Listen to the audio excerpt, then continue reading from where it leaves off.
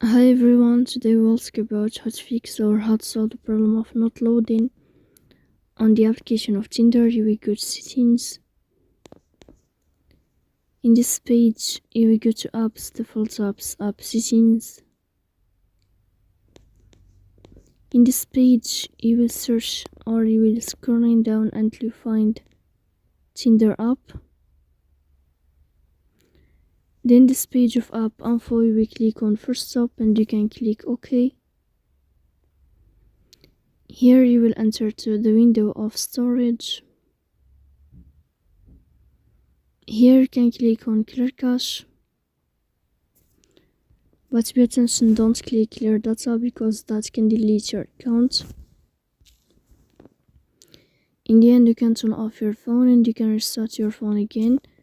So please don't forget to support us by like and subscribe.